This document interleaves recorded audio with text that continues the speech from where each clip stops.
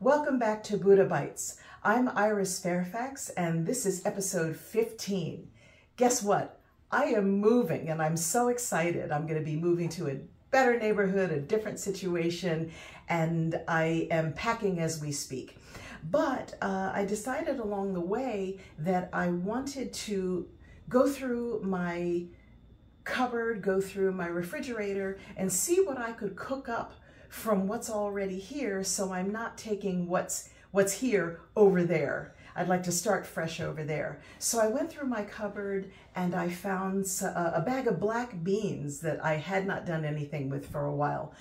And around the same time, I was watching television and I tuned into The Pioneer Woman, which is with Ree Drummond, and she did an entire episode on black beans, and it included a recipe for black bean burgers. Now, the past few episodes have been pretty, let's say, lavish with the richness of the ingredients and the fats and the sugars and all of that wonderful stuff that we love to enjoy all the time. So I thought this might be the perfect time to try a black bean burger. So here it is. Here's the preview of what it is that we're going to be doing today. A nice black bean burger. You barely know that it's not beef. And I will tell you ahead of time that in spite of the fact that this is one of the first times that I've ever tried to make a black bean burger myself, this is really delicious and it's a great option. So let's go into the kitchen and make some beans. I'm going to start out with a little splash of any particular oil. A neutral oil is fine. And we're going to get the aromatics going for this. This pot has already been cooking for a while. I have some onions that I was... Ooh, hello! that I was preparing for later. So those are going to go in. Beans have no flavor of their own, or very little flavor of their own. And so we really rely on the aromatics to give them their flavor. So we're going to start with putting some onions in and letting them sweat for a little bit. People joke about beans, but they really are one of the heroes of the kitchen because they're very inexpensive. They're extremely high in fiber. They are filling and very nutritious for you. So they're also good poor food. And I've spent a lot of money on this move. So I'm going to be eating poor food for a little while. So again, beans are perfect. Now, these beans have been soaked already. There are a couple of ways that you can do it. You can soak them overnight. You can do a quick soak, which is what I did with these, but I'll tell you about that in a second. But they do always have to be soaked. And when they come dry, you do want to pick through them while they're dry to make sure that there are no stones or other pieces of foreign matter in the beans before you soak them. You do not want the surprise of biting into a pebble. That's a really, really unpleasant thing. So these I'm going to put in a little bit, but now that I'm smelling these onions really well, I'm also going to put in these bell peppers. I like to develop flavors. Now, Ree Drummond just sort of put things in and didn't develop the flavors, but I always like to try to, get everything heated a little bit. So we're going to get this going at a medium heat. Now, I did a couple of swap outs. When I first made the beans that I had, sort of languishing in my cupboard, I did an overnight soak. And Ree's recipe says, take the beans to boiling, cover them, and then let them cook for another hour and they'll be ready. That doesn't work for me because I live in an area with hard water. And hard water has the minerals in it that make it difficult to cook beans, especially something like a black bean or a garbanzo bean, which takes even longer to cook. So I was trying to figure out the remedy to shorten the amount of time that it takes for these beans to cook. And I did figure it out. After some research, the solution for me that works really well is for this amount of beans, which started out as about 2 cups dry, you put in about 8 cups of water, 6 to 8 cups of water, and I put in 2 teaspoons of baking soda. Baking soda is the one thing that counteracts the hard water. Now, Christopher Kimball, formerly of America's Test Kitchen and now with Milk Street, has in his blog that you buy distilled water if you're in an area that has hard water. But my feeling is, again, this is sort of poor food. This is sort of like broke food. It's going to be delicious, but it's broke food. And I'm not going to go out to the store and buy distilled water just to cook some beans. It seems, and he really spoke of it in terms of, well, it'll soften the skins. I'm not so much worried about it softening the skins.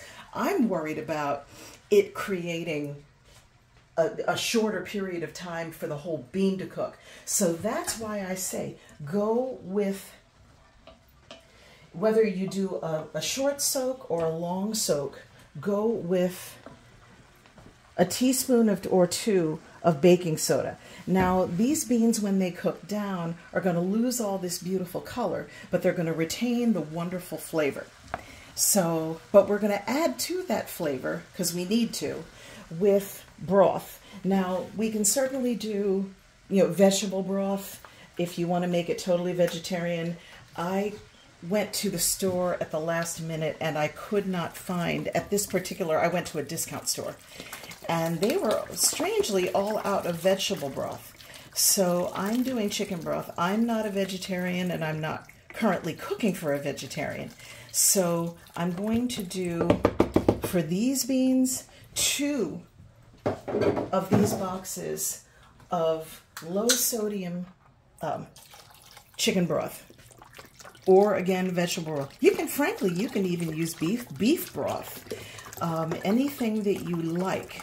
Now, this is going to look like way too much liquid for these beans, but they're going to be cooking for a long time, and the liquid is going to be absorbed. Some recipes actually say that you add a little water as well. I really don't think it's necessary. Now, I add bay leaves. Now, these bay leaves have been around for a little while, so I'm going to do 2. What I really would like is to have fresh bay leaves. One of these days, I'm going to get one of those really pretty wreaths of bay leaves and just have fresh ones that I can just pull from. But these have been around and they're still useful. But because they've been around for a little while, I'm going to use more than 1. And this is where I stop seasoning for now. This is going to come to a boil, and then it will simmer for an hour or more. I will say probably more.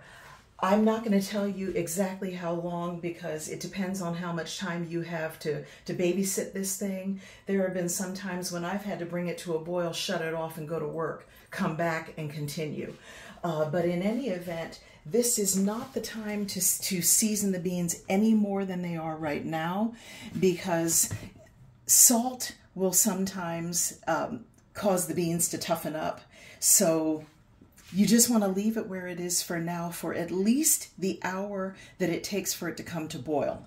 And then after it's come to a boil and then it's simmering, then you can add salt, pepper, liquid aminos, whatever it is that you can find to give it some flavor. I don't think I've made beans twice, the same way twice ever. But just notice that it starts out like this, and it's going to eventually end up, like this. So after all the cooking down, all of the seasoning, this is what you're going to have. You see how much of that liquid has reduced, And we have gotten to this consistency. Now with this, and I've seasoned all the way. Don't ever stop seasoning and tasting your food along the way. You don't want to go to all of this trouble and then find once you get to the final product that it has no flavor.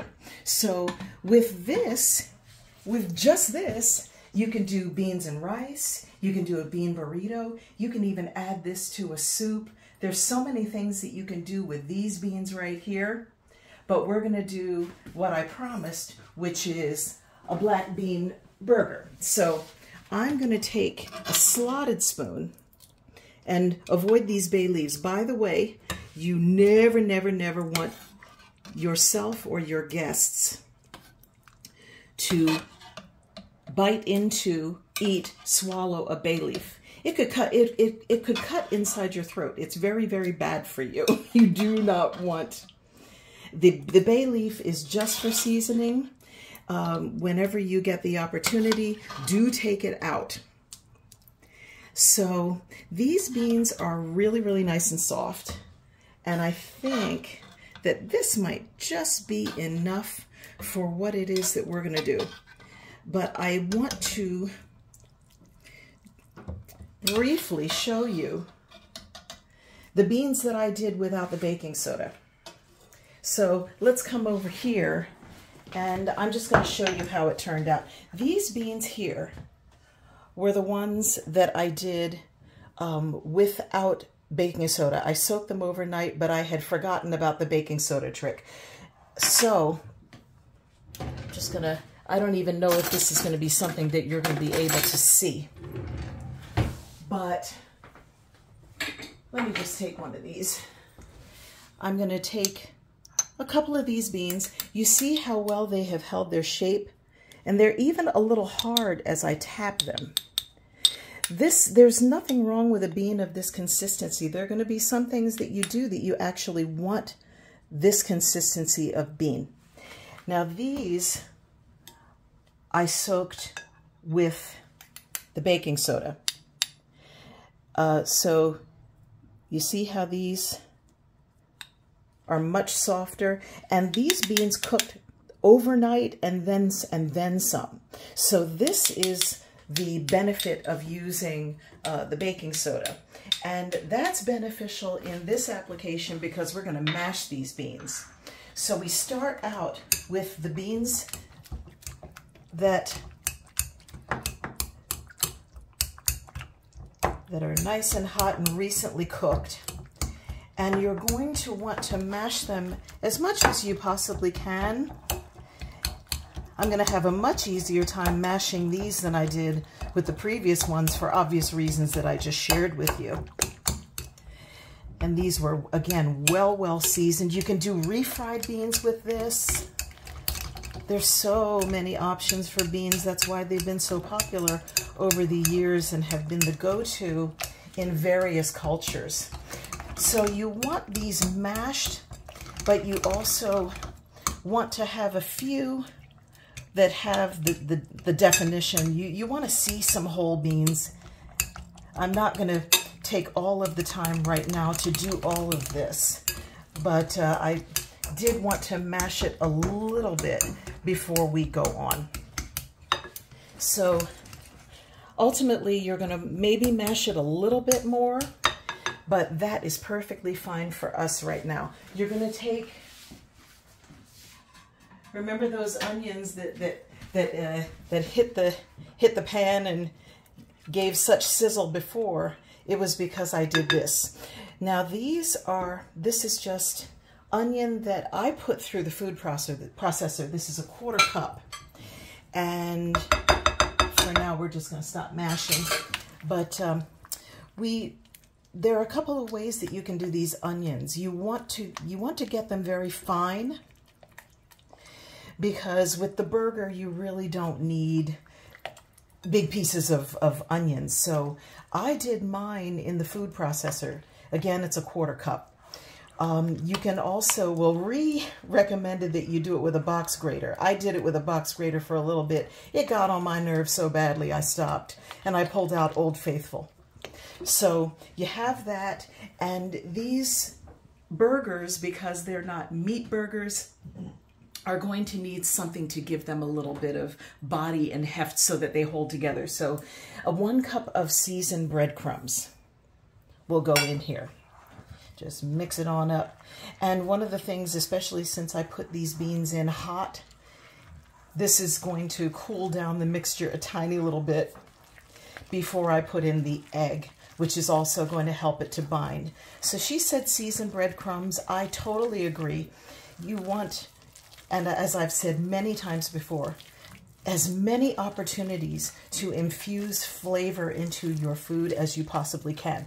Now, when these breadcrumbs hit these hot beans, I actually smelled the aroma of the breadcrumbs coming off of it. So this is yet again an opportunity to infuse flavor. Now, I'm just going to stop for a moment and say that Ree's recipe online, which I will include in the description of this video,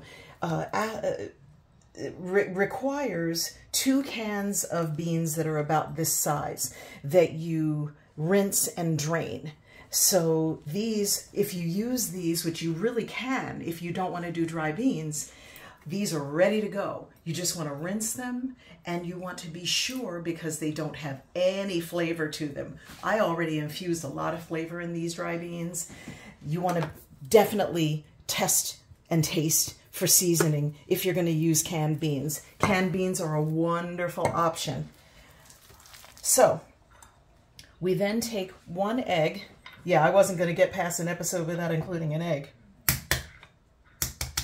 We're just going to crack 1 egg, and by the time this has cooled down a tiny little bit, I can add this, and it's less likely for the egg to scramble. But I'm also going to work fast because now you don't have to use hot beans for this. It's just the way that things turned out as I was preparing for this video that we had, hot beans, and at some point I'm also going to have some of those beans for soup, because they are really, really delicious, but only if you take the time to season them. So she also says, Ree says, add a ½ teaspoon of chili powder. I hesitated to do this initially because I thought I already had enough flavor. So what I did was I tested this mixture. What I did is I made a tiny little patty, and I went to my skillet and I put a little baby patty of black beans in here and cooked them. I'm going to close this. We don't need this anymore. And I cooked it because there was raw egg in the mixture. I really felt like I wanted to get a taste and find out for seasonings if I needed to add anything, but I wanted to cook it first, and so I cooked it and then I cooled it down. This little teeny tiny little black bean patty, and it was clear to me that I needed to add more seasonings. So don't be afraid to do that. You can also do that with meatballs or meatloaf or anything that involves raw meat that you need to taste the seasoning and you won't get another chance. So she said put in ½ teaspoon of chili powder. I'll probably put in a little bit more later. And she said salt and pepper to taste. It's beans. Beans soak up a lot of salt. Be generous with them, with salt and pepper. And I also add, this is about almost like a teaspoon and a half of both.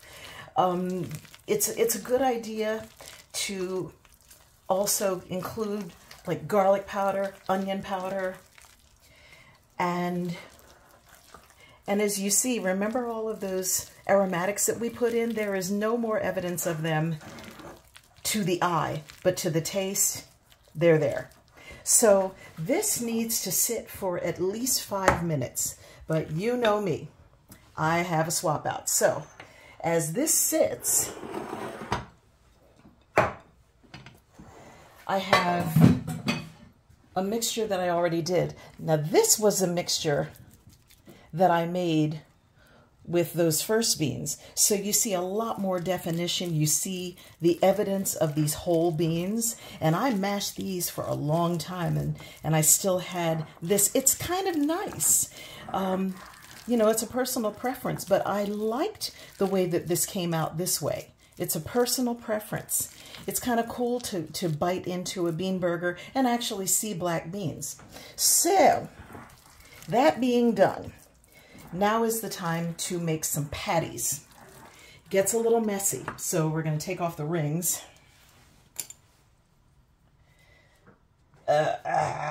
Okay, I need to cut down on my sodium a little bit maybe. So, I am going to make about a handful of this bean patty. What you will discover is, again, because this is not meat, these patties will not shrink. So you want to sort of keep that in mind as you're making the patty. And this has already been on for a little while. And I'm going to put this, the cast iron skillet is the way to go for these. For a couple of different reasons. I'm going to turn this up a little bit. And I'll make maybe even one more. Cast iron, first of all, is a well-seasoned cast iron pan is about the best non-stick skillet that you can have. That is a well-seasoned one. In a future episode, maybe we'll talk about how to season a cast iron skillet. That is a good skill to have. I think I'll stop with 2 of these and wash my hands. The other thing that I want to share about cast iron is it is a good, quick way to add iron to your diet. I mean, it's like, you would think that that's sort of like, you know, you would think that it would be obvious, but it's iron. You cook food in a cast iron skillet, and it actually puts more iron into your diet. I had not thought of that, and someone mentioned it on a cooking show, and I double-checked my research, and yes, it does impart a substantial amount of iron to your diet. So we want to cook these patties about 4 minutes on each side.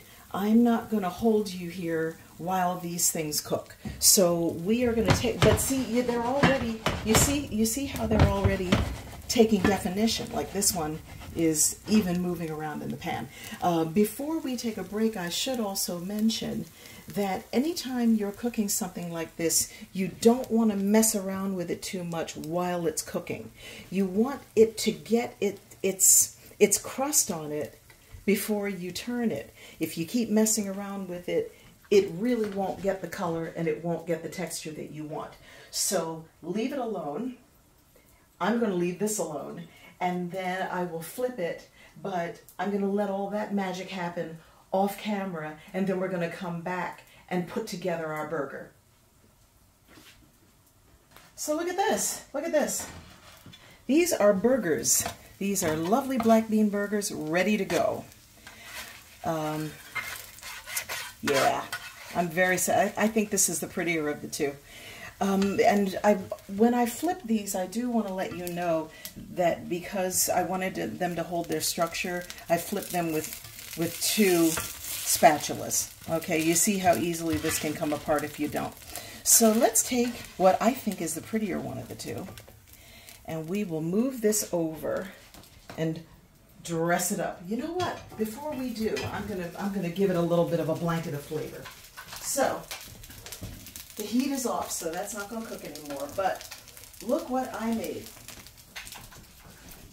All this is mayonnaise, hot sauce. You know the hot sauce that they say I put that on everything. Salt and pepper and onion powder. That's all it is. Mayonnaise, hot sauce, salt, pepper, onion powder. So let's get these buns started, get them ready for the black bean burger. Nice little schmear. Be generous or however you like. You can also toast the buns very lightly to your taste. So that's the foundation. Now, let's take this over and get one of our burgers. And you will see, as I mentioned before, there is no shrinkage because it is a bean burger and not a meat burger. So, fits perfectly. And this is where you get to add your accompaniments. I like to add, well, if you like cheese, in my opinion, I think it's a good idea to put the cheese on top of this so that the heat of the burger melts the cheese. This is gonna be for Lisa, so she wanted cheese on hers, so we're gonna do that. And I am going to take, look at this tomato. Could it be any more perfect? And this is Bibb lettuce. Bibb lettuce. And we are going to, this was the bottom, so this is the top. And we have ourselves a lovely burger that we won't even know that it's not meat until we cut in. But it will have arguably as much, if not more, flavor than a beef burger, maybe even a lamb burger. And I'm going to open this up. This is the money shot. Look at this gorgeous burger. Of course, you can add whatever you like, but I think that's perfectly fine. So let's go on out. I have another one that I already made before. I'm not going to eat Lisa's. This is hers. So let's go out and take a look at how we can enjoy this with our lunch. I am ready to eat. So we have our beautiful black bean burger. And what goes better with a burger than some chips? So we have some nice chips here. And, you know, we have all of our fixings. We did this all fancy like. If you wanted to add, say, raw onion, some people do that. That kind of messes with my system a little bit. I have to be in the right, you know, frame of body to be able to do raw onions, but that's an option. You can do, you know me, I always will say you can make yourself a salad. Yes, you can make yourself a salad, but we have so many vegetables already in the black bean burger that even if you don't make yourself a salad, and plus the fact we have lettuce and tomato, you have a salad in there. So there is no guilt. So I am going to move this beautiful candle. By the way, if you have not tried the Harlem Candle Company, beautiful, luscious candles, black female-owned company. This is a great candle, but it's getting in the way of my lunch. So for now, we're going to move her aside, move this on over with some chips and an iced tea of your choosing. Let's tuck into this and see how it went.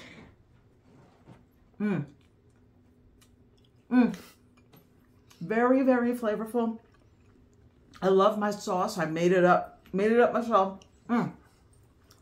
You know that gif, or I don't know if it's a gif or a gif, of Winnie the Pooh doing this little thing? I'm ready to do that. And rock left, finally. There we go. So, try this at home. It's a wonderful option. Iced tea, yummy. This is Iris Fairfax from Buddha Bites, signing off from one location. I'll see you at the next location.